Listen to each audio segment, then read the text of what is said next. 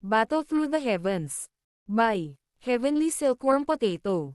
Kabanata 371. Flying Dao Technique. Lightning Bat Sky Wings. Unti-unting umalangaw-ngaw ang malinaw na gang sa buong lugar ng auction. Kasunod ng tunog ng gang, unti-unti ring hamupa ang raket at ingay sa lupa. Hindi mabilang na mga tingin ang itinapon patungo sa kristal na plataporma. Nag-init lahat ang mga mata nila. Hihihi. Sa tingin ko lahat ng tao dito ay naghintay hanggang sa makaramdam sila ng kaunting pasensya. Dahil ganoon nga ang kaso, hindi ako magsasabi ng anumang opisyal o mababaw na salita para inisin ka. Nakangiti ang mapuputing buhok na matandang iyon, na nakasuot ng mag-agarang damit, habang pinagmamasdan ang makakapal na mga ulo sa auction ground. Sa wakas, ang kanyang nakakubli na tingin ay winalis ang mga paksayon na nakaupo sa harap na hanay. Umalangaw-ngaw sa buong lugar ang kanyang malakas at malinaw na boses. Bilang isang napakaraming auctioneer, malinaw na alam niya na kung ano ang gustong makita at ayaw makita ng mga taong nasa ibaba. Sa makatuwid, ang kanyang hindi kinakailangang pagpapakilala sa simula ay direktang itinapon. Gayunpaman, walang pag-aalinlangan, ang aksyon na ito ng matanda ay talagang nanalo ng tagay mula sa buong lugar. Kahit papaano, kahit na ang madilim, malamig na junior sect leader ng Blood Sect ay bahagyang tumango. Sa pagsisimula ng taunang Great Auction Fair, sa tingin ko ang isang ito, na inorganisa ng ating 8 gates, ay tiyak na hindi bibigwin ang sinuman. Marahang pumalakpak ang matanda. Sinabi niya sa malinaw na boses. Inaanunsyo ko na ang Black Mark City Auction Fair ay magsisimula na. Nang bumagsak ang malinaw na tinig ng matanda, isang nakakatusok, matinding liwanag ang bumungad mula sa kristal na plataporma. Matagal bago nawala ang matinding liwanag. Sa auction platform sa harap ng maputing buhok na matandang lalaki, mayroong isang mahabang espada na ganap na asol, na sumasalamin sa isang makapal, malamig na kinanghabang ang liwanag ay sumasalamin dito. Nang makita ang mga bakas ng enerhiya na dumadaloy sa katawan nito, malinaw na ito ay isang monster core na sandata na maingat na nilikha ng isang kilalang panday. Ang espadang ito ay pinangalan ng Cold Edge.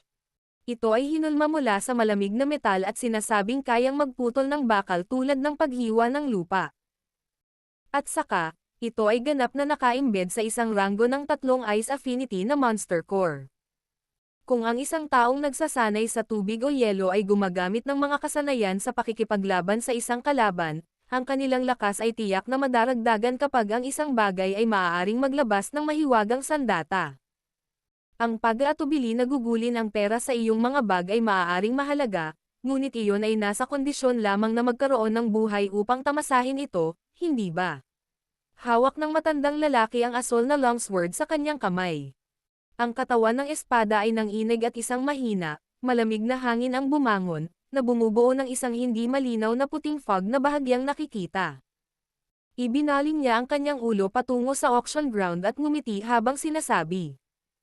Ang batayang presyo ay 100,000. Lahat, pakiusap. Isang monster core weapon, ha? Ungol ni Xiaoyan habang nakatingin sa longsword na iyon. Gayunpaman, hindi siya masyadong interesado dito. Ang kasalukuyang siya ay mayroon ng sandata tulad ng Heavy Zuan Ruler, kung saan ang isa ay gumawa ng malalaking galaw sa mga pag-atake nito, na may momentum na naglalagay ng pressure sa iba.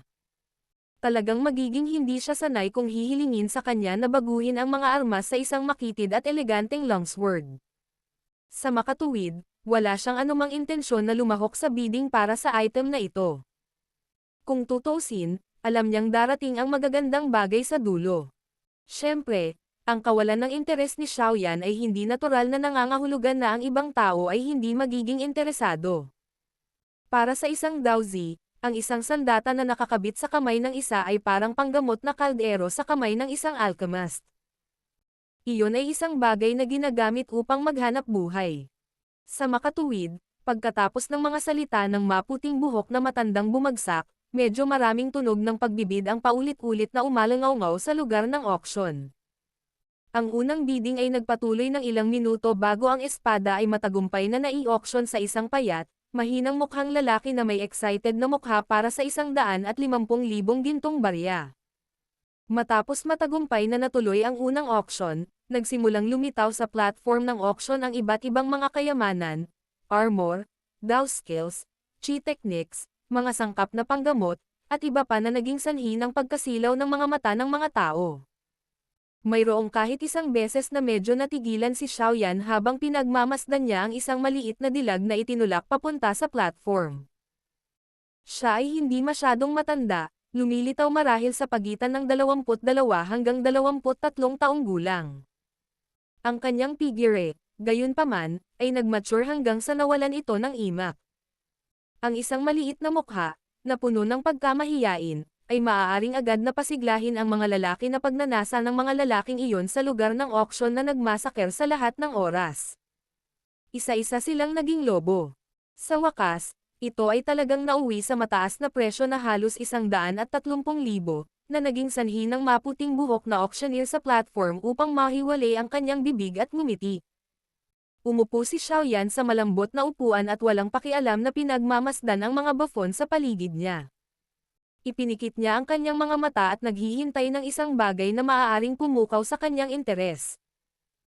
Sa panahon ng auction fair, walang masyadong kakaibang mga item, na lumikha ng isang labis na nagpapasabog na kapaligiran, na lumilitaw.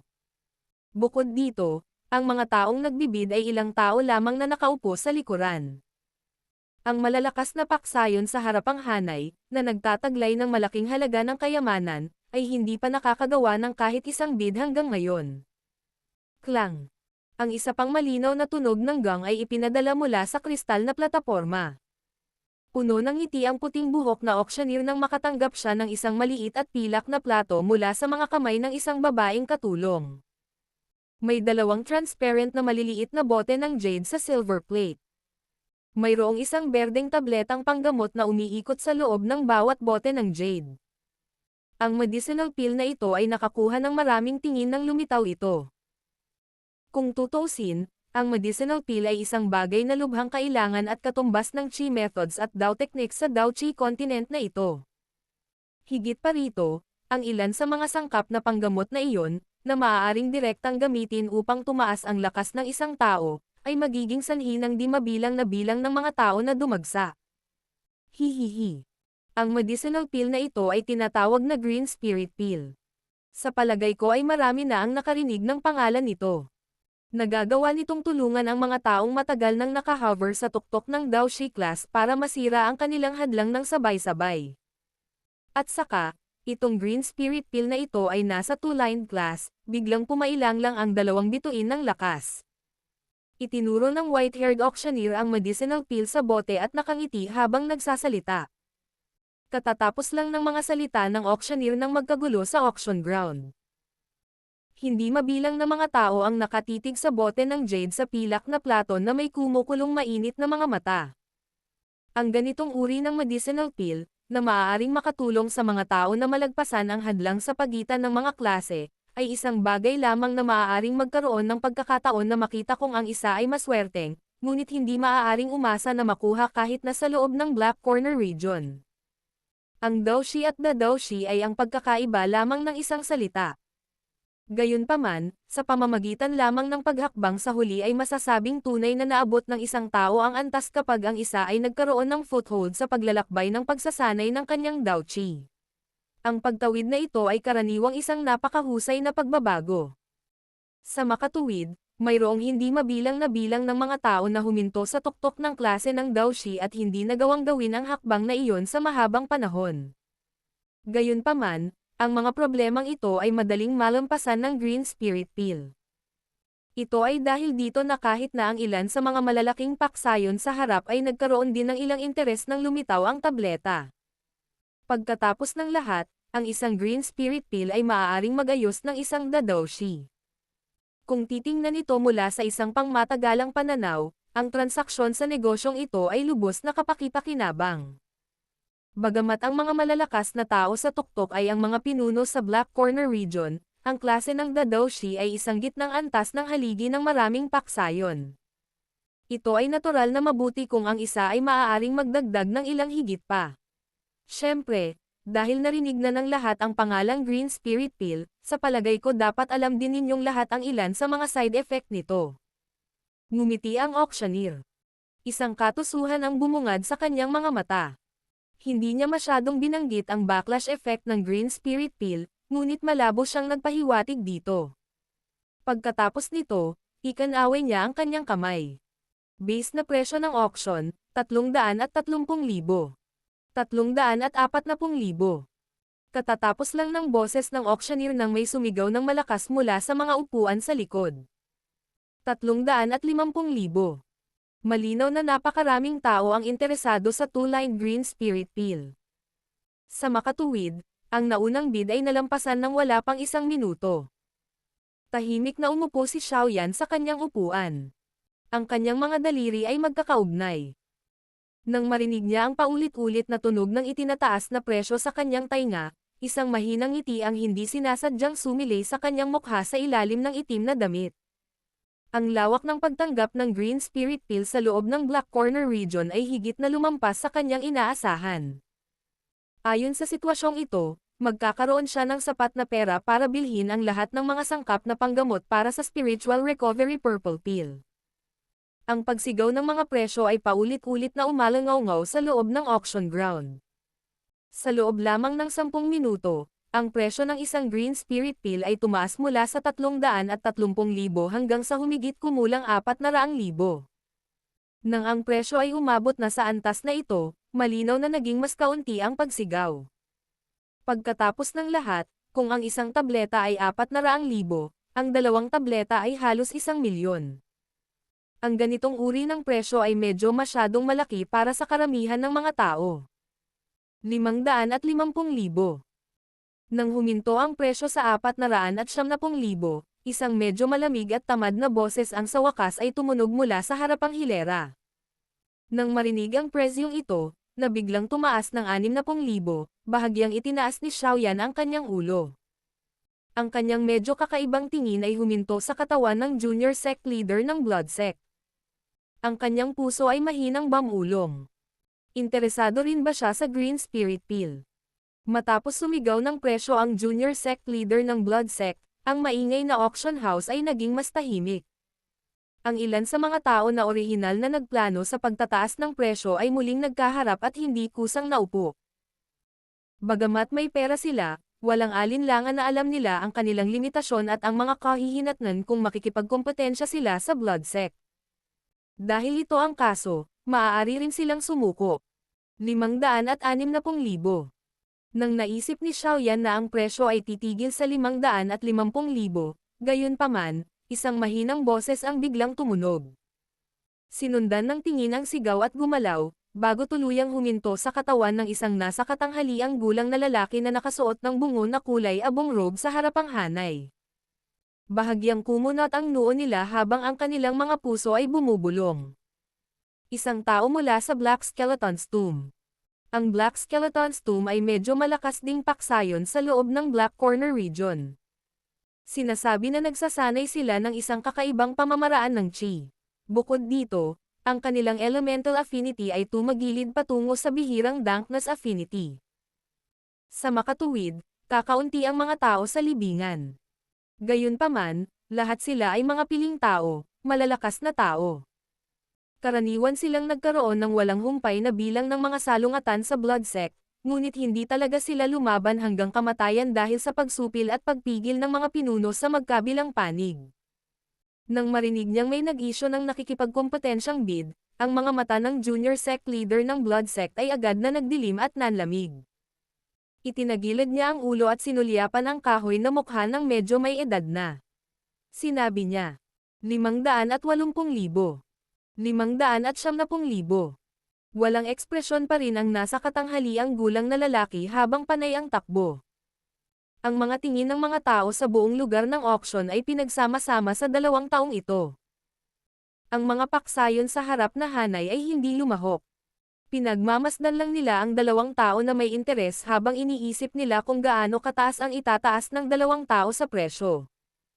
Junior Sect Leader, 500,000 na ang pinakamataas na presyo para sa isang two-line Green Spirit Pill. Kung magpapatuloy ka sa pagdaragdag, medyo matatalo ka. At saka, kailangan nating mag-iwan ng pera para sa panghuling paligsahan. Tila nakita na ang junior sect leader ng blood sect ay nag-iisip pa ring itaas ang presyo, ang matandang lalaki sa tabi niya ay nagmamadaling bamulong. 600,000. Bahagyang kumunot ang noo ng junior sect leader ng blood sect. Nag-isip siya sandali bago ibinalita ang kanyang huling presyo. Nakapagdesisyon na siya na tatalikuran na niya ang bidding na ito kung tataasan pa ng kabilang partido ang presyo. Laban sa inaasahan ng maraming tao, gayunpaman, ang walang ekspresyong nasa katanghaliang gulang na lalaki ay hindi muling bamuka ang kanyang bibig matapos isigan ng junior sect leader ng blood sect ang presyong ito. Napabalikwas siya sa kanyang upuan at isang mahinang pangungutya ang bumungad sa kanyang kahoy na mukha. Ang pagkilos ng nasa katanghaliang gulang na lalaki ay naging sanhi ng pagiging blanko ng junior sect leader ng blood sect, si Fan Leng. Kaagad siyang tila naunawaan ang nangyari at isang makapal na kadiliman ang naalis sa gilid ng kanyang bibig. Mahina niyang sinabi, "Napakabuti. Kung gusto ni tatay na kumilos sa pagkakataong ito, hayaan mo akong hawakan itong morhan. Gusto kong matikman niya ang sakit ng tuluyang maubos ang kanyang dugo." Hihihi. Ang junior sect leader na si Fan Leng ay nagbibid ng 600 gintong barya para sa isang tableta. Sino pa ang gustong tumaas ang presyo? Kung walang sino man, ang dalawang two-line green spirit pills ay pag-aari niya. Ang puting buhok na auctioneer ay lubos na nasiyahan sa presyong ito. Napangiti agad siya habang tinanong ang karamihan. Nang makitang walang tugon, sa wakas ay ibinagsak niya ang martilyo sa kanyang kamay pababa. 1,200,000. Hindi isang masamang presyo. Ang mga sip-sip na ito. Isang mapanuksong ngiti ang sumilay sa mga anino sa ilalim ng itim na damit. 1,200,000 ang malapit ng dumb alloy sa naubos na bag ng pera ni Xiaoyan. Matapos ay auction ang dalawang green spirit pills, ang ilang bagay sa likod ay hindi na auction sa mataas na presyo. Ang ilan sa mga bagay ay isang beses lang itinaas ang kanilang mga presyo bago sila matagumpay na na-auction sa isang tao. Nagdulot ito ng kaunting sakit sa auctioneer sa entablado. Ang mga benta na ito ay nauugnay sa kanyang pagsusuri at kita. Gayunpaman, maswerte na ang low tide na ito sa wakas ay biglang tumaas matapos itong tumagal ng mahigit 10 minuto. Maging ang mukha ni Xiaoyan ay napuno ng pagtataka sa bagay na na-auction. Maingat na ginamit ng auctioneer ang dalawang kamay upang kunin ang isang scroll na gawa sa isang sinaunang jade mula sa kristal na plataporma. Ang kanyang ekspresyon ay puno ng misteryo habang nakaharap siya sa karamihan. Lahat ng tao, ang susunod na isusubasta ay isang bagay na sa kasalukuyan ay napakabihirang makita. Ito ay isang uri ng Dao technique. Dahil sa paraan ng paggawa nito ay nawawala, gayunpaman, ito ay kasalukuyang napakabihira. Nang marinig ang pagpapakilala na ibinigay ng auctioneer, tila may mahinang naramdaman si Xiaoyan sa kanyang puso. Flying Dao Technique. Lightning Bat Sky Wings. Nanginginig ang mga kamay ng auctioneer. Ang scroll ay biglang dumulas pababa at agad na tumambad. Sa sandaling iyon, isang pares ng small scale. Kulay itim na mga pakpak ng paniki, na tila may makamulto na aura ang lumitaw sa paningin ng lahat. Tulad ng inaasahan. Natigilan si Xiaoyan habang pinagmamasdan ang napakagandang pares ng pakpak ng paniki. Isang mahabang buntong hininga ang kanyang pinakawalan habang bumubulong sa kanyang puso. Battle Through the Heavens. Kabanata 372. Pakikipagkompetensya para sa Lightning Bat Sky Wings at sa Map Fragment.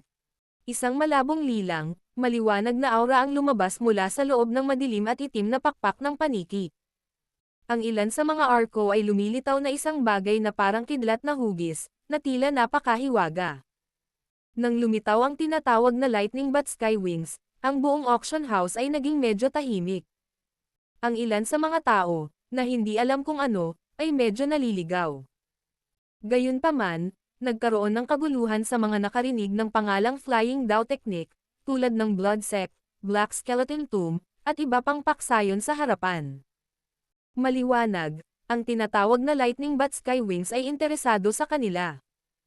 Kung tutuusin, hanggat mayroon itong Dao technique, magagawa nilang lumipad, tulad ng isang malakas na dawang. Ito ay talagang isang bagay na dapat mayroon ang isa upang madaling pumatay ng mga tao at tumakas.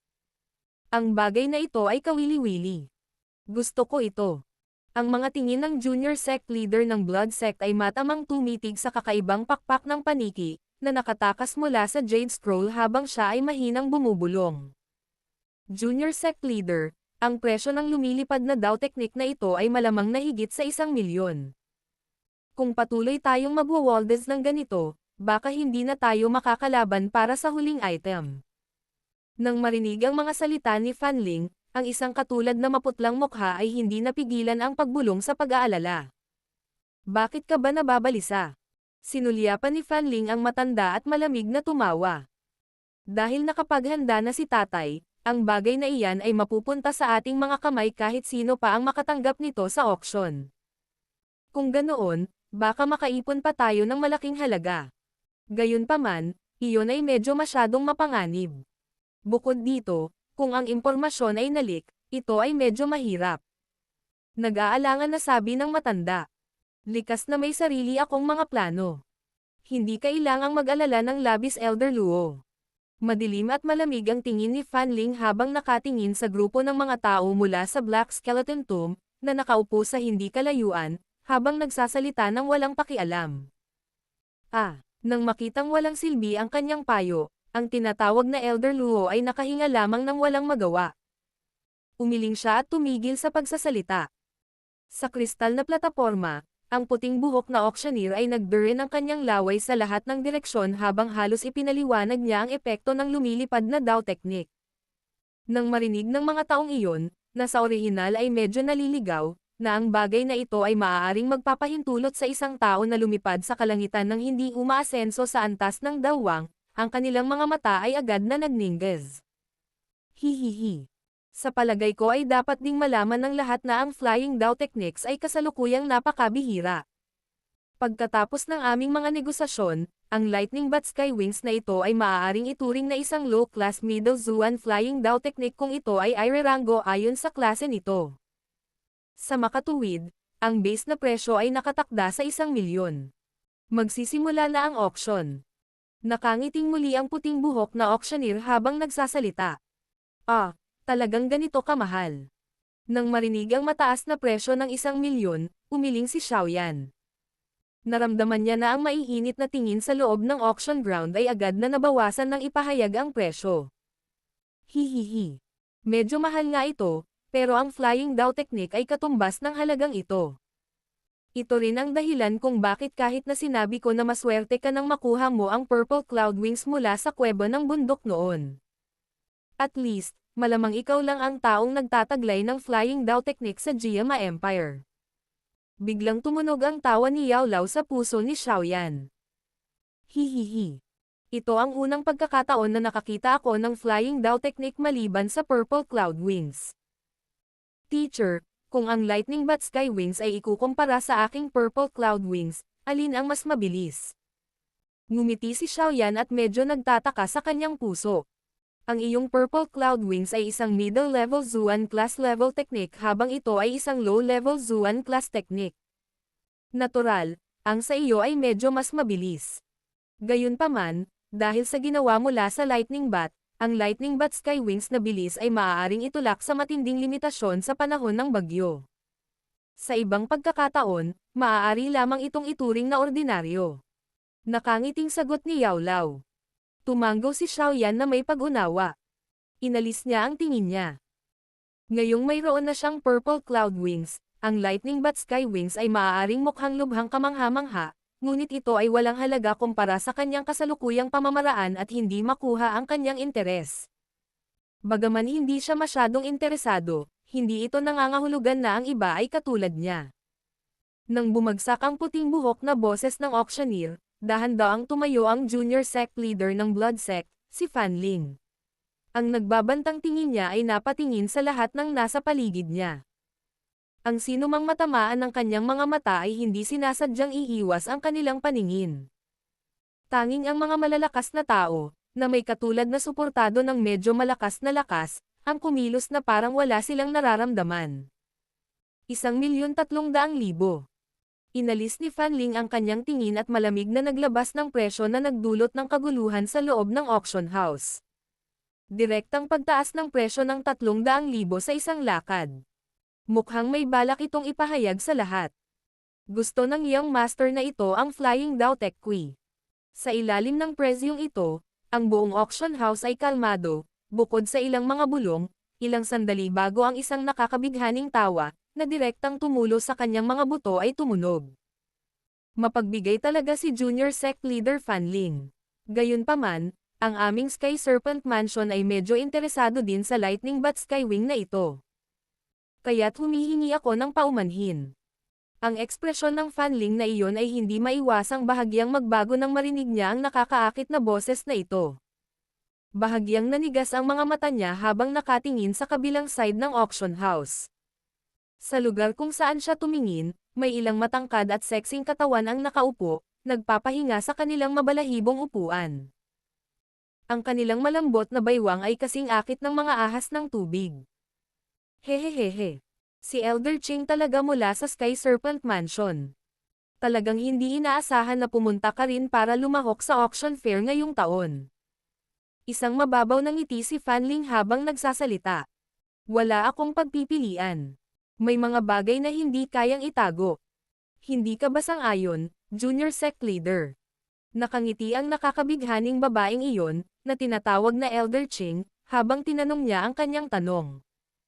Ang kanyang kaakit-akit na figure ay nagdulot ng isang kasuklam-suklam na apoy na sumayaw sa loob ng maraming mga kabataang lalaki sa auction house. Kung ididiin nila ang katawan ng malaahas na lambot na ito at marinig ang mga tunog na ibinuga mula sa mamasama pulang labi na iyon, gaano sila kabaliw. Sky Serpent Mansion. Hindi maiwasang magtanong ni Xiaoyan nang marinig ang pangalang ito. Hihihi. Bata, noon nakipagpalitan ka pa ng suntok sa mga tao mula sa Sky Serpent Mansion. Huwag mong sabihin sa akin na nakalimutan mo na. Nakangiting nagsalita si Yao Lao. Nagpapalitan ng suntok. Nagulat si Xiaoyan nang marinig niya ito. Kaagad, tila may naalala siya at ang ekspresyon sa ilalim ng kanyang itim na roba ay nagbago ng husto. Ang misteryosong babaeng iyon at ang Eight-Winged Black Serpent Emperor. Oo, sila ay mga taong kabilang sa Sky Serpent Mansion. Nasa kamay nila si Qinglin. Medyo madilim ang ekspresyon ni Xiaoyan. Hihihi. Hindi ka dapat masyadong mag-alala para sa batang babae na iyon. Ang buhay niya sa Sky Serpent Mansion ay talagang mas maganda kaysa sa ibang lugar. Ang kakaiba at kakaibang mga mata niyang iyon ay magiging sanhi ng Sky Serpent Mansion na gamitin ang lahat ng kanilang resources para sanayin siya. Kung makikilala mo siya sa hinaharap, maaaring mabigla ka sa kanyang lakas. Naaaliw si Yao Lao. Sana. Gayunpaman, kung magkakaroon ako ng pagkakataon sa hinaharap, hahanapin ko siya. Kung talagang gaya nga ng sinabi ng guro, kakalimutan ko na iyon. Kung pilit na kukunin ng Sky Serpent Mansion ang mga mata ng isang tao, tulad ng Mokla na iyon, tiyak na hindi ko siya hahayaang manatili sa ganoong klaseng lugar.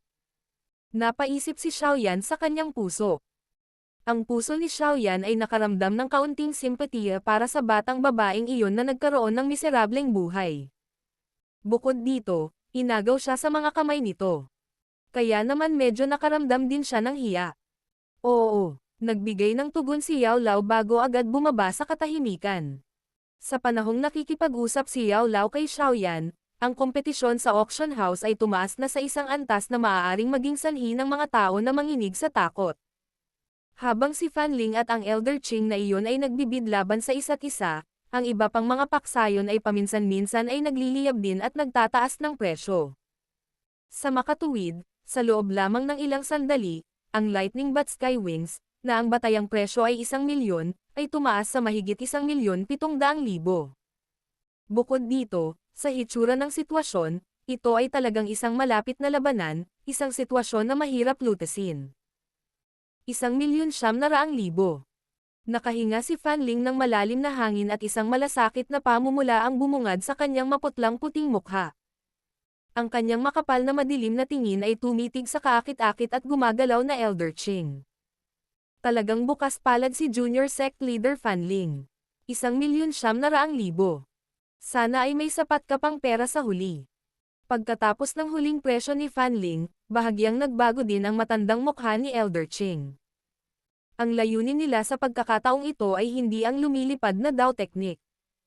Ang pag-aaksaya ng masyadong maraming pera sa oras na ito ay malinaw na medyo hindi matalino. Sa makatuwid, maaari lamang siyang sumuko sa patuloy na pakikipagkompetensya. Nagkibit-balikat siya at nakakunot ang mga labi bago sinabing, Isang malamig na tawa ang pinakawalan ni Fanling.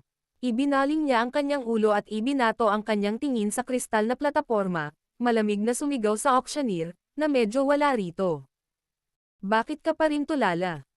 Oh, hihihi. Junior sect leader, huwag kang magalit. Nagmamadaling sabi ng maputing buhok na auctioneer na gulat na gising. Matapos humarap sa auction ground at magtanong ng 3 beses ayon sa mga patakaran, sa wakas ay bumaba ang auction martilyo sa kanyang kamay, na inihayag ang huling may-ari. Kasunod ng pagbagsak ng auction hammer, ang lumilipad na Dao technique ay nahulog sa mga kamay ni Fanling. Karapat-dapat talaga silang maging isang malaking paksayon. Pambihira silang kumilos. 1,900,000. Ang napakalaking halagang ito ay katumbas ng ilang taon na halaga ng kita ng aming Xiao clan. Habang pinagmamasdan ni Xiaoyan si Fanling, na dahan-daang umupo, hindi niya napigilan ang paghampas sa kanyang mga labi at mamulong ng nakangiti. Matapos ma-auction ang Lightning Bat Sky Wings, sa pinakamataas na presyo na nakita mula noong simula ng auction, ang mga bidder sa likod ay bumaba sa low tide. Bagamat ang mga naunang item ay na-auction sa isang presyo na hindi magpapatahimik sa iba, walang alinlang ang naging sanhi ito ng mga tao na tumigil sa pagkabigla kapag inihambing nila ito sa mataas na presyo ng diskarteng ito. Sinandal ni Xiaoyan ang kanyang likod sa upuan. Marahang tumapik ang daliri niya sa tuhod niya. Paminsan-minsan, ang kanyang peripheral vision ay makikita sa mga taong iyon mula sa Sky Serpent Mansion. Hindi masabi kung ano ang iniisip ng mukha sa ilalim ng itim na damit. Hihihi. Medyo kakaiba ang susunod na isusubasta. Ito ay dahil kahit kami ay hindi matukoy kung ano mismo ang gamit nito. Gayunpaman pagkatapos ng paulit-ulit na pagkakaiba sa aming auction fair, ito ay tila isang tiyak, hindi kilalang mapa ng kayamanan. Ang puting buhok na auctioneer ay yumuko sa kanyang katawan upang kumuha ng isang pilak na plato. Pagkatapos nito, maingat niyang itinabi ang tela sa ibabaw ng platong pilak. Kaagad, lumitaw ang isang sira-sirang sinaunang piraso ng tela sa paningin ng lahat. Boo! Nang makita nila ang sira-sirang pira-pirasong tela, lahat ng tao sa bulwagan ay agad na nagbuga ng ingay matapos itong tumahimik ng ilang sandali. Medyo awkward ang ngiti sa mukha ng may puting buhok na auctioneer nang marinig niya ang mga hindi masayang tugon. Pagkatapos ng kanilang pagsusuri, ang lumang tela ay dapat na isang mapa. Ito ay maaaring makilala mula sa mga ruta at mga simbolo dito. Gayunpaman, hindi nila nagawang makakuha ng marami maliban dito, maliban sa nasulyapan ng sulok ng mga mata ng auctioneer ang lumang telang iyon. Pinaikot ito ng kanyang mga daliri at inilagay sa liwanag sa harap ng mga mata ng lahat. Itinuro niya ang isang larawan sa gilid, kung saan kalahati lang nito ang umiiral at nakangiting sinabi, kung ito ang iniisip ko, ang mapa na ito ay dapat na napakaluma. Bagamat hindi ako sigurado kung ano ang haantong nito, ang isang sinaunang bagay ay hindi dapat maging isang ordinaryong bagay. Karamihan sa mga tao ay nagbigay ng isang buntong hininga sa harap ng kanyang mga salita. Siyempre, hindi lahat ay nag-react ng ganito. Hindi bababasa, ang mga mata ng kasalukuyang Xiaoyan ay biglang nanlaki. Bahagyang nanginginig ang kanyang tingin habang nakatitig sa drawing na matatagpuan sa gilid ng fragment ng mapa na iyon. Huminga siya ng malamig at malalim na hininga sa loob ng kanyang puso at ginawa ang kanyang makakaya upang pigilan ang umiikot at umuusad na mga pag-iisip sa kanya. Mayroong 2 mga fragment ng mapa na katulad nito sa loob ng kanyang storage ring. Ang larawang iyon na may isang gilid lamang ay hindi lamang ilang linya, ngunit ang Purifying Lotus Demon Flame, na ikatlo sa Heavenly Flame Rankang. Ang Purifying Lotus Demon Flame ay isang nakakatakot na heavenly flame na kahit si Yao Lao ay hindi pa nakita noon. Ayon sa alamat, Sa ilalim ng ganitong uri ng apoy ng demonyo, ang Daozang at maging ang Daozans ay nanginginig lamang sa takot. Kung nakuha niya ito, ang Flame Mantra ba ay direktang mag-evolve sa isang maalamat na Tian Class Chi method. Siyempre, hindi rin alam ni Xiaoyan ang sagot na ito. Ang tanging alam ng kasalukuyang siya ay kailangan niyang makuha ang fragment ng mapa na iyon sa lahat ng mga gastos. Battle Through the Heavens. Kabanata 373.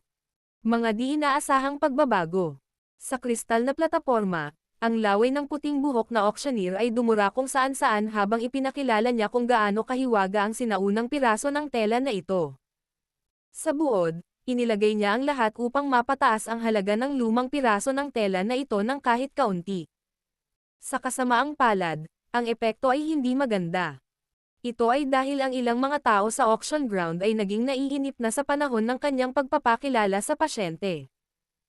Ang ilan sa mga masama ang ugali ay direktang nagmura ng malakas. Nang marinig na ang mga tao sa ibaba ay walang anumang masigasig na tugon, ang puting buhok na auctioneer ay walang magawang umiling. Nilunok niya ang kanyang laway at binasa ang kanyang tuyong lalamunan bago nagsalita ng mapait na ngiti. Ayon sa aming natukoy, ang pangunahing presyo ng piraso ng tela na ito ay 100,000. Ngayon, magsisimula na ang auction. Nang bumagsak ang boses ng may puting buhok na auctioneer, ang napakalaking auction ground ay agad na tumahimik. Ang ilan sa mga titig na nagwawalis sa ibabaw ng entablado ay parang naghahanap ng isang tanga. Sino ang gagastos ng 100,000 gintong barya para bumili ng sirang bagay, na hindi man lang alam kung ito ay totoo o peke? At saka, kahit may pera ang isa, hindi basta-basta gagastos ng ganito, hindi ba? Sa ilalim ng itim na damit, matamang tinitigan ni Xiaoyan ang sinaunang piraso ng tela. Kung hindi dahil sa kanyang mukha ay natatakpan ng anino ng Daopang, malamang na makita ng sino man sa pamamagitan lamang ng pagtingin sa kanyang mukha ay napuno na siya ng pananabik. Huminga siya ng malalim at pilit na pinipigilan ang pagkabalisa sa kanyang puso. Ang kanyang pangangatwiran ay nagsabi sa kanya na ngayon ay hindi ang pinakamahusay na pagkakataon upang sabihin ang isang presyo. Kung ang kanyang aksyon ay makaakit ng pagdududa at atensyon ng napakalaking paksayon sa harapan, malamang na ang bagay ay mapupunta sa kamay ng ibang tao. Kahit papaano, malinaw na alam ni Xiaoyan sa kanyang puso na imposible para sa kanya na makipaglaban sa pangkat na iyon sa kanyang kasalukuyang kayamanan. Ang puting buhok na auctioneer ay hindi napigil ang iling ang kanyang ulo nang walang magawa habang pinagmamasdan ang tahimik na lugar ng auction at ang hindi mabilang na mapanoksong mga tingin. Sa kanyang puso, paulit-ulit niyang sinisiraan ang mga taong sumusuri sa presyo. Kahit na ang piraso ng tela na ito ay isang sinaunang pinagmulan, ito ay, pagkatapos ng lahat, lamang sa isang pira-pirasong estado. Bukod dito, ang impormasyong ibinunyag dito ay malinaw na hindi sapat upang hayaan ang isang tao na tukuyin kung ano mismo ang itinatago nito. Sa ilalim ng sitwasyong ito na maraming hindi alam, kahit na siya mismo ay walang gaanong tiwala na matagumpay itong may auction sa presyong 100,000. Nagpatuloy ang katahimikan sa auction ground ng 5 minuto nang tuluyang bumantong hininga ang auctioneer. Ipapahayag pa lang niya na tapos na ang oras ng auction at natapos na, nang may biglang tumunog na boses, dahilan para makahinga siya ng maluwag. 110,000.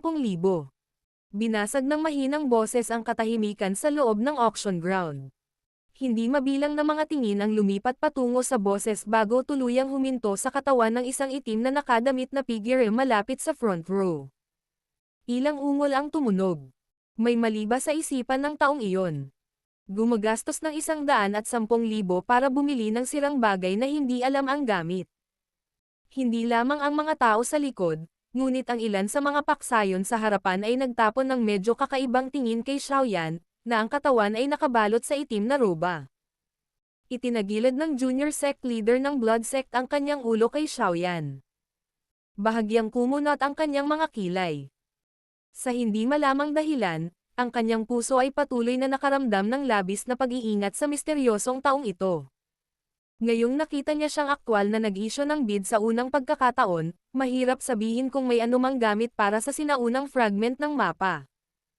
Isang kakaibang pakiramdam ang bumabalot sa kanyang puso, na hindi matitinag. Umiling si Fanling. Napaisip siya saglit bago pinaikit ang mga mata. Kumikislap ang mga mata niyang iyon habang nakatitig sa bahagyang umuuga na piraso ng sinaunang tela sa mga kamay ng auctioneer. Tahimik ding napabuntong hininga ang auctioneer sa crystal platform nang marinig niyang may nagbid na sa wakas. Inangat niya ang kanyang ulo at ngumiti habang nagsasalita sa direksyon kung saan naroon si Xiaoyan. Itong sir ay nagbid ng 110,000. May gustong magtaas ng presyo. Ang hindi mabilang na bilang ng mga tao ay napaikot ang kanilang mga mata nang marinig nila ang mga salita ng auctioneer. Akala niya ba napakaraming tanga sa mundong ito? Malinaw ding alam ng auctioneer na ang tanong na ito ay kalabisan. Sandali siyang ngumiti ng alanganin bago binasag ang auction hammer sa kanyang kamay. Maghintay. Isang malamig na boses ang biglang tumunog, dahilan para tumigas ang auction hammer sa kamay ng auctioneer. Isang hindi tiyak na titig ang sumunod sa pinanggalingan ng boses at tumingin sa paligid, para lamang makita na ang junior sect leader ng blood sect, si Fanling, ay dahan-daang tumayo. Agad siyang nagulat habang nakangiti at sinabing, "Junior sect leader, ikaw ay..." Hindi siya pinansin ni Fanling. Sa ilalim ng tingin ng lahat, ibinaling niya ang kanyang katawan at ginamit ang kanyang madilim at malamig na tingin upang pagmasdan ang nakaitim na damit na nakaupo sa upuan nang hindi gumagalaw.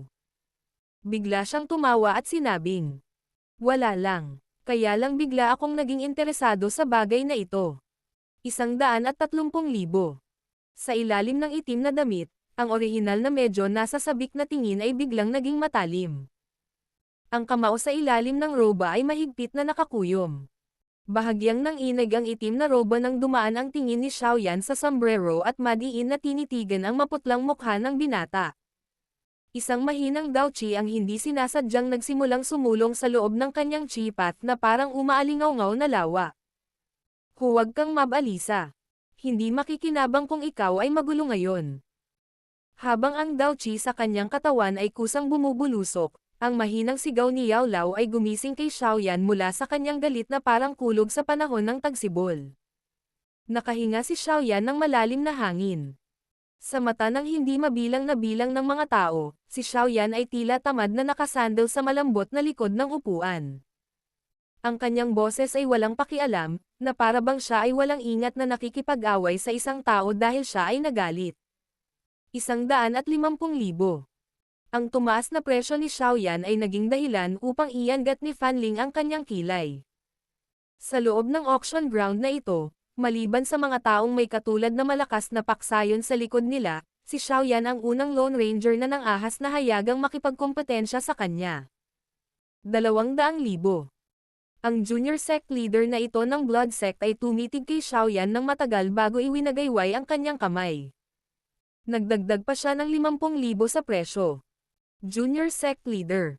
Nang makita ang pagkilos ni Fanling, hindi napigilan ng matandang katabi niyang tumayo. Kanina, naiintindihan pa rin kung gumasto sila ng malaking halaga sa auction para sa flying Dao technique. Gayunpaman, ngayon ay gumagasta si Fanling ng hindi kinakailangang pera para makipaglaban sa isang tao. Talagang hindi ito tumugma sa lumang karakter ni Fanling. "Umupo ka." Naging malamig ang ekspresyon ni Fanling. Malamig niyang sigaw sa matanda at ang puot na bumalatay sa kanyang mukha ay naging sanhi ng panlalamig ng matanda sa kanyang puso. Umikot lang siya. Ang isang kompetisyon sa pagbibid, na lumitaw sa isang nakakagulat na paraan, ay agad na naging sanhi ng mga tingin sa buong auction house upang matigilan. Wala ni isa sa kanila ang nakakaalam kung anong kabaliwan ang ipinapakita ng junior sect leader na ito.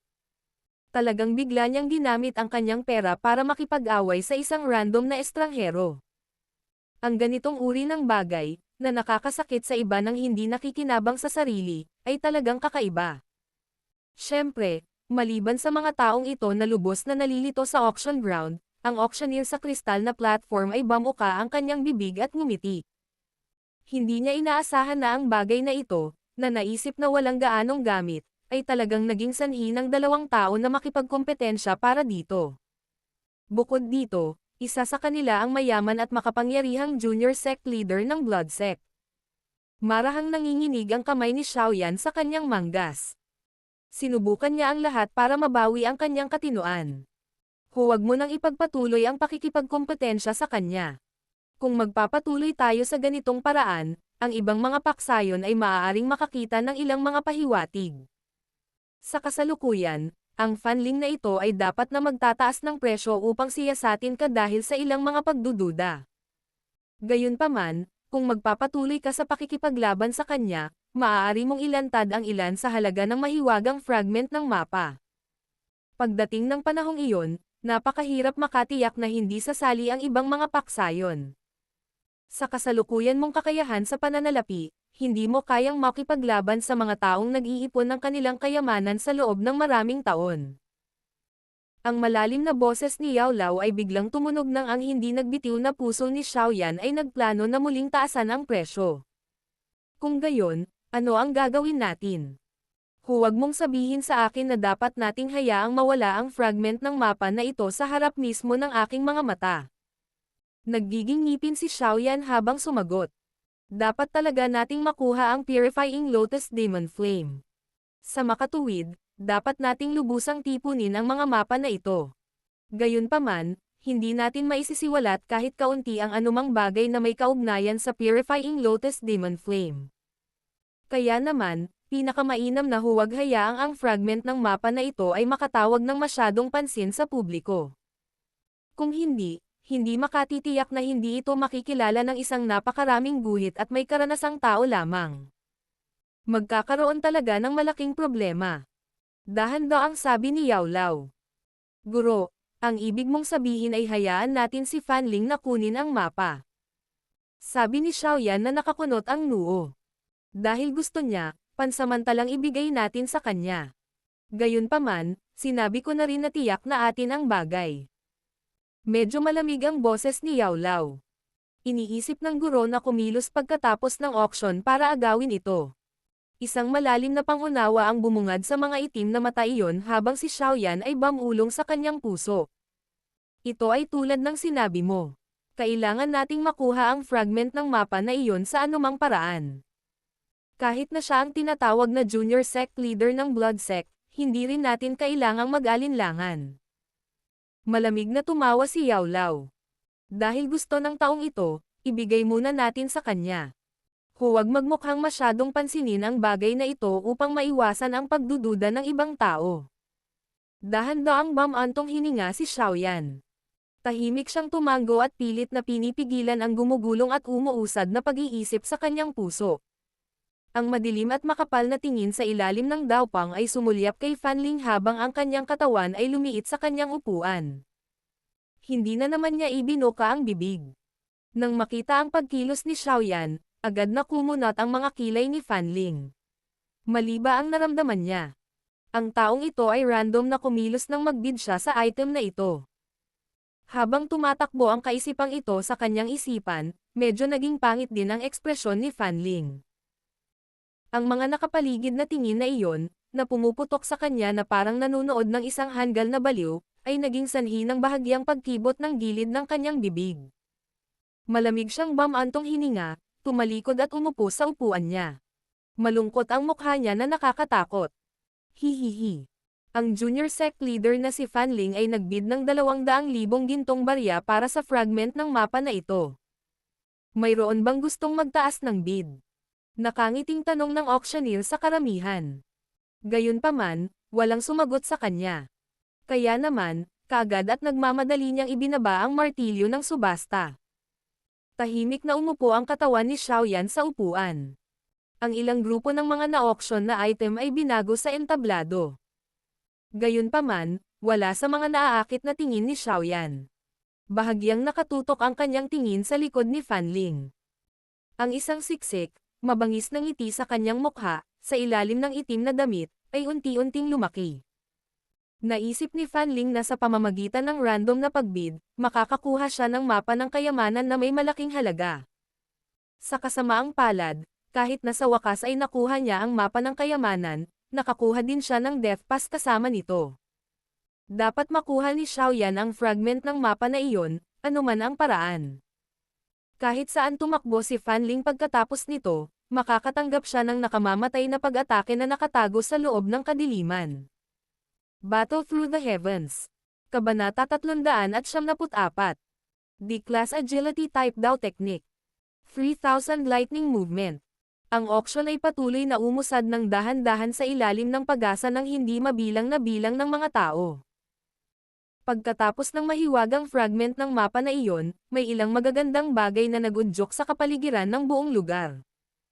Nagkataon, ang mataas na espiritu ng pagiging mapagkumpetensya na inilabas ng Three-Line Green Spirit Pill ni Xiaoyan ay kabilang sa mga pinuno ng mga na-auction na item. Bilang pinakamataas na grado na Green Spirit Pill, bihira ang sinumang nakakita ng tunay na Three-Line Green Spirit Pill kahit na sa Black Corner region na ito. Pagkatapos ng lahat, ang kinakailangan kung saan ang isa ay nangangailangan ng tatlong magkakaibang uri ng apoy upang pinuhin ito ay talagang napakahirap upang matugunan. Kaya, sa sandaling ihayag ang Three-Line Green Spirit Pill, marami sa mga nangungunang kinatawan ng paksayon ang nagpakita ng pagkagulat sa kanilang mga mukha. Ang taong nakakuha ng Three-Line Green Spirit Pill ay hindi ang mayaman at makapangyarihang junior sect leader ng Blood Sect, kundi isang mula sa Sky Serpent Mansion. Ang Elder Ching na iyon ay direktang nagpalabas ng mataas na presyo na 1,500,000 at halos naging sanhi ng pagsipol ng buong lugar sa resolusyon ng babaeng ito. Sa ilalim ng mataas na presyong ito na lumitaw sa simula pa lang, ang junior sect leader ng Blood Sect na iyon, si Fan Ling, ay maaari lamang ibuka ang kanyang bibig habang nakaistilong nakasuot ng berdeng mukha.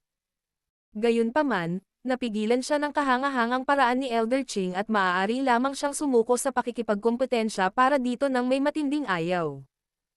Hindi napigilan ni Xiaoyan ang pag-iling habang pinagmamasdan ang nakangiting Elder Ching na muling umupo. Bumulong siya sa kanyang puso. Nakakatakot na babae. Hindi siya palaging nagbibid, ngunit kapag ginawa niya, siya ay pumatay at hindi pinahintulutan ang sino man na makabalik. Para siyang isang sand mandala snake mula sa disyerto na nakakatakot sa iba.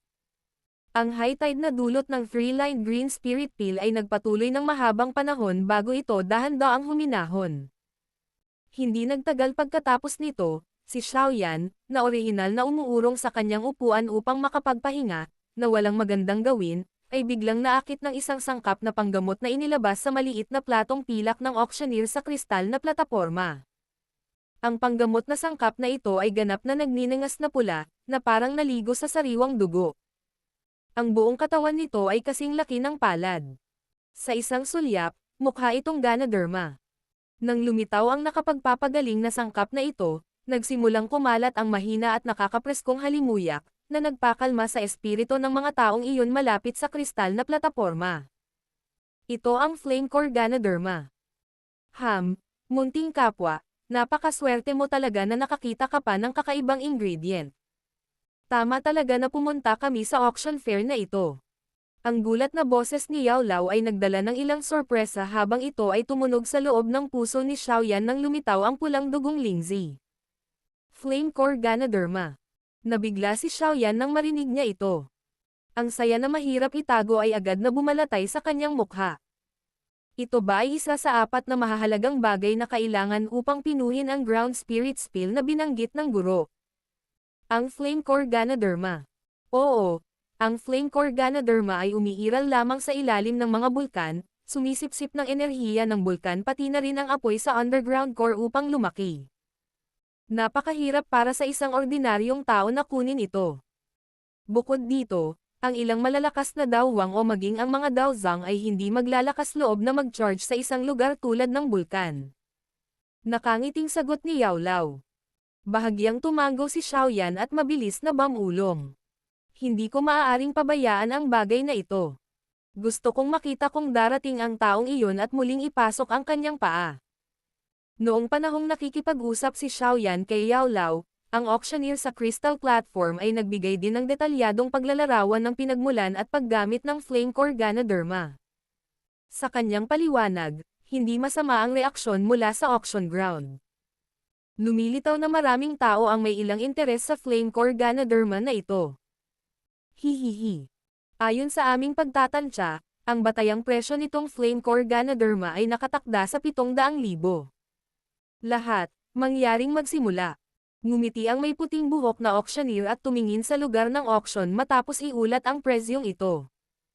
Matapos may hayag ang mataas na presyong ito, karamihan sa mga tao sa auction ground, na orihinal na may ilang interes, ay agad na nadismaya. Hindi dahil sa hindi nila mabili ang 700,000, ngunit sa napakaraming kompetisyon, karaniwang bagay na ang presyo ng mapahamak na bagay na ito ay doblehin. Ang kanilang pera ay hindi maituturing na sagana. Sa ganitong uri ng kompetisyon, natural na kailangan nilang kumilos ayon sa kanilang makakaya. 720,000. Siyempre, maliban sa ilan sa mga taong gustong umatras mula sa kompetisyon, marami pa rin ang mga tao na may intensyon na ipaglaban ito. 740,000. Tahimik na umupo si Xiaoyan sa kanyang upuan at narinig ang presyo na mabilis na tumataas. Hindi siya sabik na lumahok at makipagkompetensya para dito. Sa unti-unting pag-usad ng panahon, unti-unti na ring bumababa ang ilang grupong nakikipagkompetensya para dito dahil sa mataas na presyo. Sa huli, 2 tao na lang ang natitira na nakikipagkompetensya sa isa't isa. Sa sandaling ito, ang presyo ay itinaas sa 1,070,000 o higit pa. 1,200,000. Nang ang auction ground ay nagkaroon ng standoff sa mga presyo, isang tamad na boses ang tumunog sa wakas. Hindi mabilang na mga tingin ang sumunod sa boses at gumalaw. Sa wakas ay huminto sila sa taong nakaitim na nakasuot, na dahan-dahang tumayo. Ang biglaang pagtaas ng presyo ay naging dahilan din ng pagkabigla ng mga nasa harapan. Nang makita ni Fanling na ang taong sumigaw ng presyo ay ang taong nakasuot ng itim na damit mula kanina, ang kanyang mga kilay ay muling nagsalubong. Ang presyo ng 1,200,000 ay pinigilan ang huling 2 kakompetensya sa isang suntok. Hindi pinansin ni Xiaoyan ang mga titig na nararamdaman niyang nanlilisik sa kanya mula sa paligid. Itinagilid niya ang kanyang ulo. Ang tingin sa ilalim ng itim na roba ay nakatutok sa mukha ni Fanling. May mahinang provocation na nakapaloob dito. Tila naramdaman ang emosyong nasa loob ng mga tingin ni Xiaoyan, na minsang inisyan ni Fanling. Bagamat ang flame core Ganoderma ay lubhang mahalaga, hindi ito nagkaroon ng kaunting gamit sa kanya. Bukod dito, nagkaroon siya ng maliit na pagkalugi kanina, gumastos ng 200,000 para bumili ng hindi alam at mahiwagang sirang bagay. Natural lang na hindi siya kikilos ng basta-basta sa pagkakataong ito. Itinaas ni Fanling ang kanyang mga mata at walang pakialam na tumingin kay Xiaoyan bago siya tamad na tumalikod upang humarap sa entablado at hindi nasangkot sa anumang walang kabuluhang pagkakasalubong. Sinapo ni Xiaoyan ang kanyang mga labi sa ilalim ng itim na damit. Inangat niya ang kanyang ulo, ibinaling ang kanyang tingin sa kristal na plataporma at sinabing, "Maaari mo bang ibaba ang martilyo na iyon?" Nang marinig ang paalala ni Xiaoyan, nagmamadaling tumango ang auctioneer. 3 beses siyang nagtanong bago nabasag ng husto ang martilyo sa kanyang kamay. Sa wakas ay nakahinga ng maluwag ang puso ni Xiaoyan habang dahan-dahan siyang napaupo nang makitang nahulog ang martilyo. Matapos lumabas ang flame core Ganoderma, ang auction ground ay unti-unting lumalapit sa dulo nito. Ito ay dahil, ang mga kayamanan na talagang matatawag na mga natatanging bagay ay nagsimulang lumitaw ng sunod-sunod sa panahong natitira. Iba't ibang uri ng chi methods, Dao techniques, at maging medicinal formulae, na naging sanhi ng pagkasilaw ng isa kapag nakita ang mga ito. Ang nasasabik na pagsigaw ng mga presyo sa lugar ng auction ay patuloy na walang tigil. Sa isa sa mga pagkakataon, 2 paksayon sa likod na hanay ang naglaban para sa isang set ng Zuan Class Chi Methods at Dao Techniques hanggang sa mamula ang kanilang mga mukha. Sa huli, isa sa kanila ang talagang naglabas ng kanyang kutsilyo at direktang umatake. Nang malapit ng hampasin ang lalaking iyon, gayunpaman, isang rumaragasang hangin ang biglang lumitaw sa himpapawid sa loob ng auction ground. Isang mahaba, maitim, kulay itim na palaso ang kahanga-hangang bumaba mula sa langit bago tuluyang mabangis na ipasok ang sarili sa harap ng lalaki. Dahil sa malaking puwersa, mahigit kalahati ng katawan ng palaso ang naipasok sa matigas na lupa. Ang umuugong na buntot ng palaso ay nagbuga ng nakakatalam na tunog dahil sa sobrang bilis ng panginginig nito. Ang mahabang palaso na bumababa mula sa langit ay nagpapaalala sa 2 paksayon na nawalan ng ilang kahulugan sa pangangatuwiran.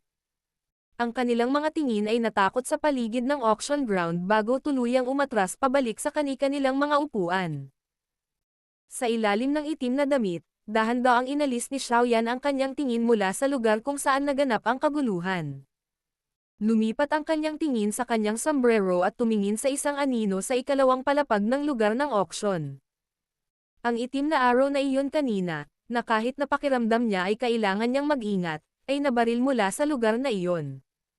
Ang 8 gates na ito ay talagang may matibay na pundasyon upang maging matapang upang magbukas ng isang auction. Ungol ni Xiaoyan. Hindi siya sumasali sa kompetisyon kanina. Dahil sa Flame Mantra, ang Chi methods ay hindi na nakaakit sa kanya. Hindi rin siya interesado sa ordinaryong Dao techniques. Sa makatuwid, maliban sa paggastos ng 400,000 upang makabili ng isang medicinal cauldron na pinangalan ng Bright Square Fire, hindi siya bumili ng anumang iba pang bagay. Umalangaw-ngaw ang nakabibinging sigaw ng mga presyo sa pagbid sa buong malaking lugar ng auction na ito. Ang malakas na ingay ay muntik nang masira ang kisame at magkarga sa mga ulap. Nang papasok na ang auction fair sa huling bahagi nito, lumitaw ang isang item sa auction na talagang may malaking timbang. Iyon ay ang Dao Technique. Kung ilalagay ito ng mas tumpak, ito ay isang Agility Type Dao Technique. 3,000 Lightning Movement. Agility Type Dao Technique. D-Class Low Level. Ang mahinang boses ng auctioneer ay agad na naging dahilan upang bumagsak sa katahimikan ang ganap na maingay na auction fair. Hindi mabilang na bilang ng mga pulang-pula na mata ang bumaling sa kulay pilak na scroll sa kristal na plataporma. Ang mga tunog ng nagmamadaling paghinga ay parang isang ubod na lumilikha ng mga ingay. D-Class Dao Technique. Nakahinga ng malalim si Xiaoyan ng malamig na hangin. Maging ang kalmadong puso niya ay hindi napigil ang bumilis ang pagtibok nito. Napuno ng gulat ang kanyang tingin. D-Class Dao Technique. Mayroon talagang isang tao na talagang maaaring kumuha ng Dao Technique ng klase na ito para mag-auction. Alam na alam niya kung paano sayangin ang kayamanan ng kanyang pamilya.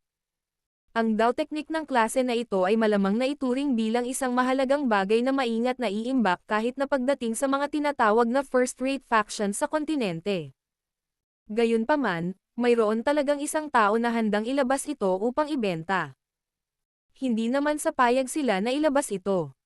Ang mga bagay na na-auction sa Black Corner region ay karamihan ay mga criminal goods na nakuha sa pamamagitan ng mapanlinlang na paraan.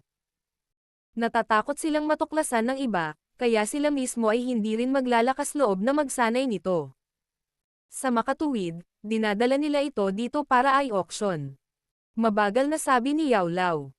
Biglang naunawaan si Xiaoyan nang marinig niya ito. Ayon sa aking nalalaman, ang 3,000 Lightning Movement na ito ay tila ang pinakamataas na grado na Agility Dao Technique ng Wind Lightning Pavilion ng kontinente. Pagkatapos na malaman ito ng isang tao, ang katawan ng isang tao ay magbabago sa isang kidlat, na napakabilis na ito ay nakakatakot. Kung ang isang Dadoshi ay hindi matututo sa posisyon na ito, kung saan siya ay hindi matututo sa isang posisyon, kung saan siya ay nawalan ng ulo laban sa isang posisyon, siya ay hindi natututo sa isang posisyon, kung saan siya ay natalo sa isang posisyon, Daoling ay talagang hindi inaasahan na ang bagay na ito, na itinuturing ng Wind Lightning Pavilion bilang kanilang buhay, ay talagang mapupunta dito sa tingin ko na ang mga taong iyon mula sa Wind Lightning Pavilion ay tiyak na lumilipad sa galit sa sandaling ito. Si Yao Lao ay tumawa ng mahina. Bahagyang tumanggaw si Xiaoyan. Tinitigan niya ang mga nasa harapan niya, tulad ng Bloodsec, na ang mga mata ay kumikinang din. Hindi niya sinasadyang tumawa ng mapait. Kahit na labis akong interesado sa 3,000 Lightning Movement na ito, malinaw na hindi ako ang baalang makipaglaban para dito. Oo, hindi nila isusuko ang ganitong bagay. Natawa si Yao Lao. Biglang may ilang pag-asa sa loob ng kanyang pagtawa. Kaya lang, na-curious ako. Ang D-Class Dao Technique na ito ay maaari lamang ituring na pangalawang item na mangibabaw sa auction na ito dahil hindi ito ang huling item. Anong uri ng kakaibang kayamanan ang magiging tunay na bagay na nangingibabaw sa auction? Nagulat si Xiaoyan. Agad na bumalot sa kanyang puso ang pagtataka at pagkasindek. Isang bagay na mas mahalaga at bihira kaysa sa D-Class Dao Technique. Ano ba talaga iyon? Battle Through the Heavens. Kabanata 375. Pangunahing atraksyon. Kasunod ng paglitaw ng 3,000 lightning movement, ang kapaligiran sa loob ng auction ground ay pumasok sa pinakamainit nitong panahon. Ang malalaking paksayon sa unahan ay nagsimula rin sa wakas na maglagay ng higit at higit pang mapagkompetensyang mga bid na naging sanhi ng hindi mabilang na bilang ng mga tao na umupo doon sa paghanga. Walang paunang basing presyo ang itinakda para sa 3,000 lightning movement. Gayunpaman, sa sandaling bumagsak ang auction hammer, ang presyo ay biglang tumaas sa mataas na presyo na 2 milyon. Ang nakakatakot na mga pagtaas na tumataas ang presyo ay isang bagay na hindi pa nasaksihan ni Xiaoyan sa maraming taon mula nang siya ay ipanganak. Gumagastos ng malaking halaga sa isang pagkakataon. Ang gayong pagmamataas at katapangan ay lubusang ipinakita ng mga paksayon na ito sa harap ng tukso nitong D-Class Agility Type Dao Technique. Ang patuloy na tumataas na presyo ay nagpapanatili sa kapaligiran sa loob ng auction house na may nasa sabik na dagandong na hindi huminto kahit sandali.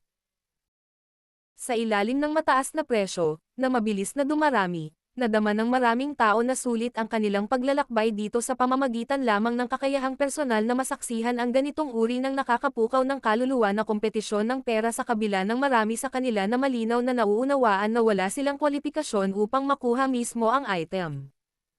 Ang mabilis na pagtaas ng rate ay napanatili ng halos kalahating oras ng isang madugong kompetisyon bago ito unti-unting pumasok sa pagtatapos nito. Sa sandaling ito, ang presyo ng 3,000 lightning movement ay tumaas na sa tumataginting na 8,270,000.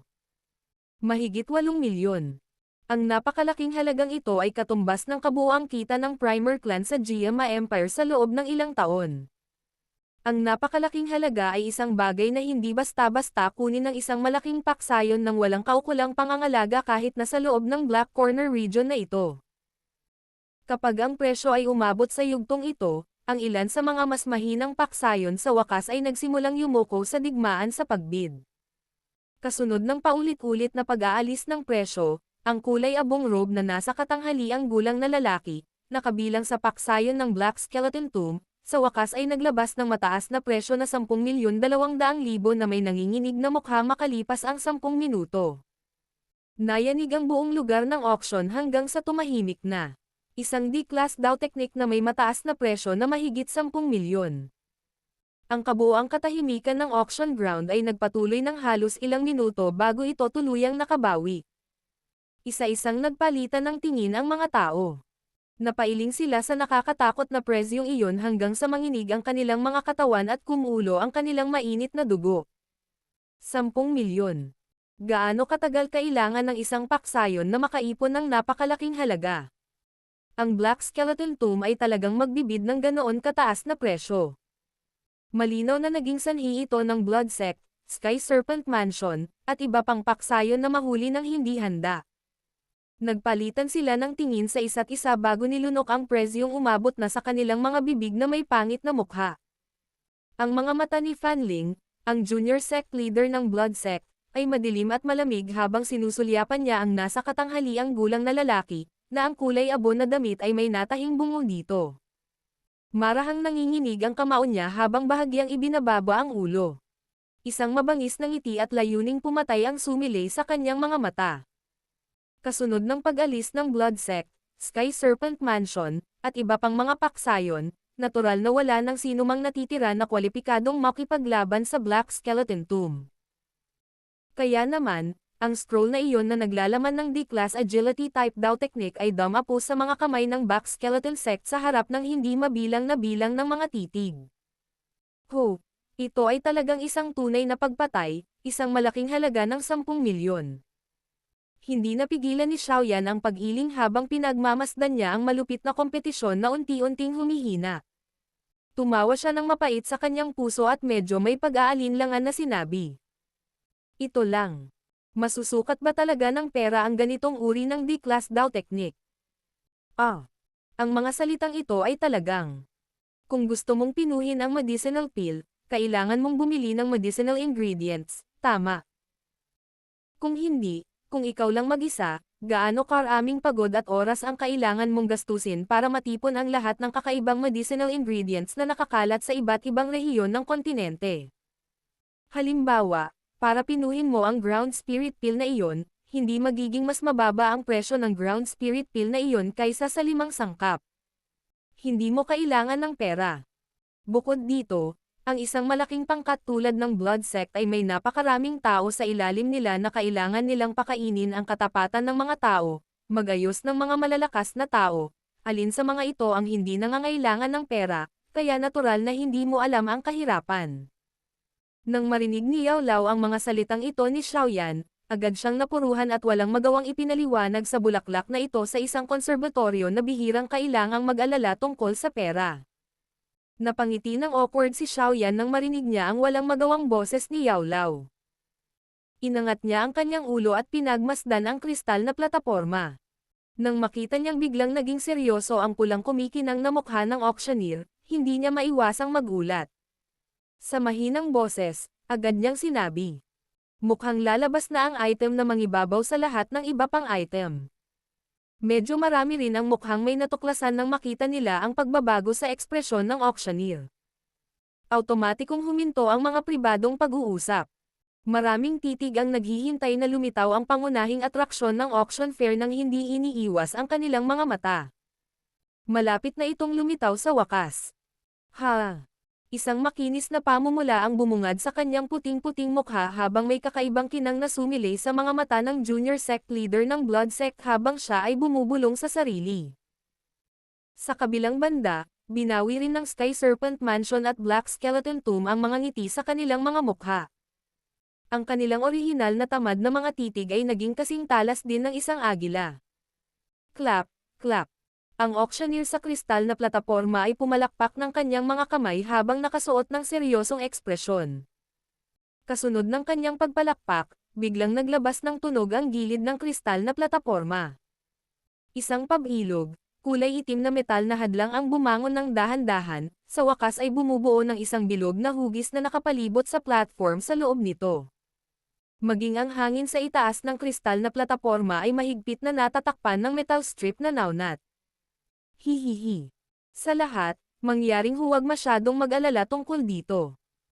Ito ay isang maliit na pag-iingat na ginamit namin upang matiyak ang kompletong kaligtasan ng item na isusubasta. Nang makita na ang mga bakod, tulad ng sa isang bilangguan, ay ganap na naitayo, ang auctioneer ay ngumiti sa mga tao sa auction ground at nagpaliwanag. Ginawa ang kulungan na ito gamit ang malamig na bakal. Kahit na ang isang malakas na dawang ay mahihirapang basagin ito sa loob ng maikling panahon.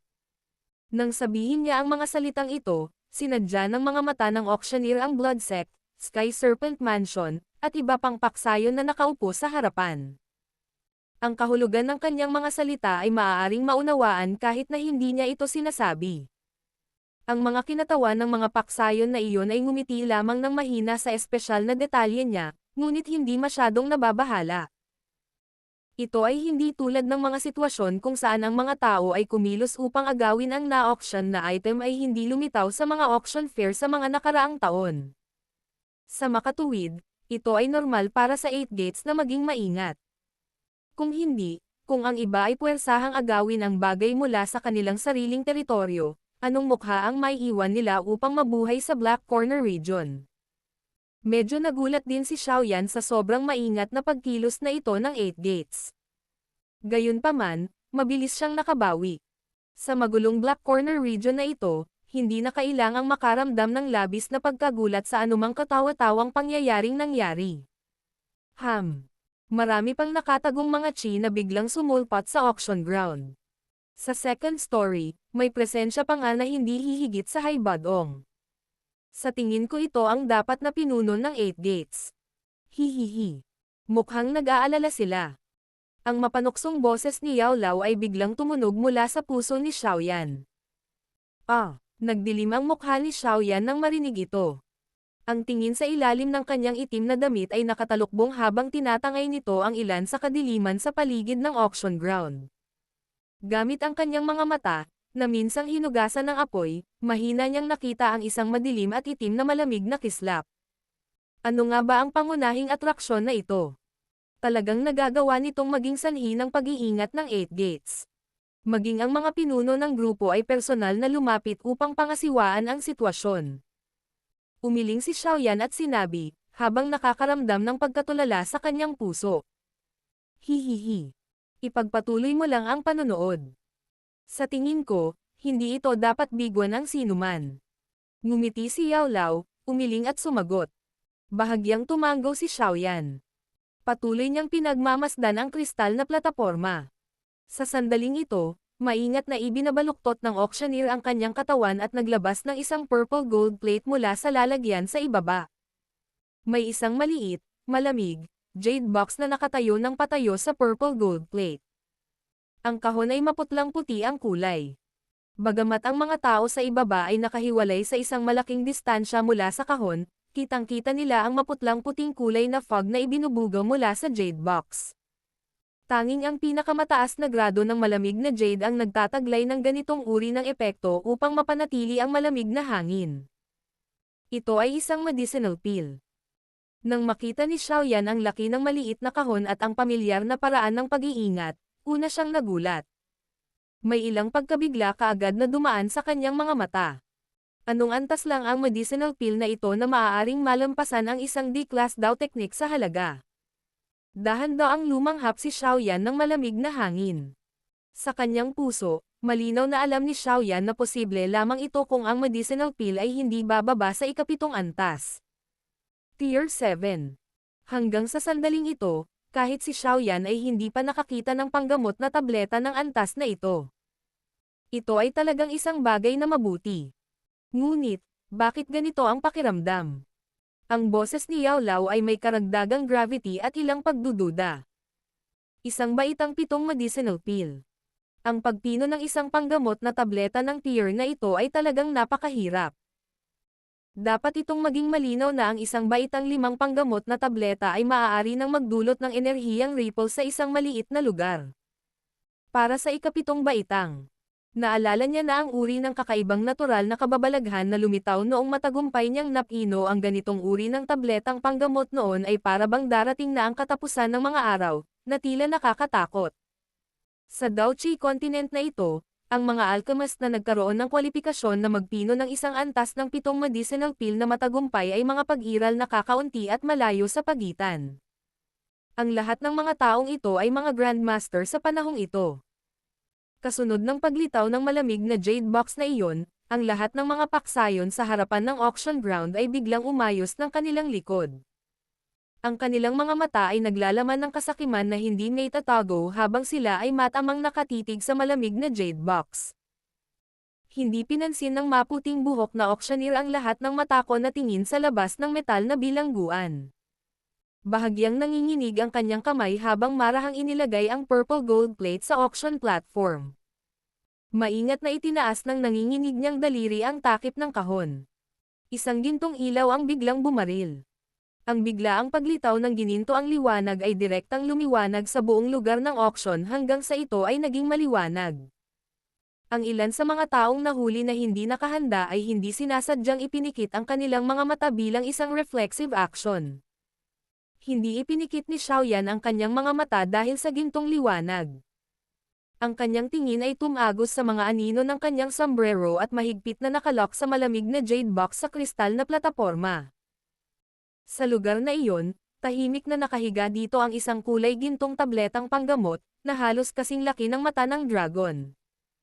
Ang panlabas na anyo ng medicinal pill ay sobrang bilog at makinis.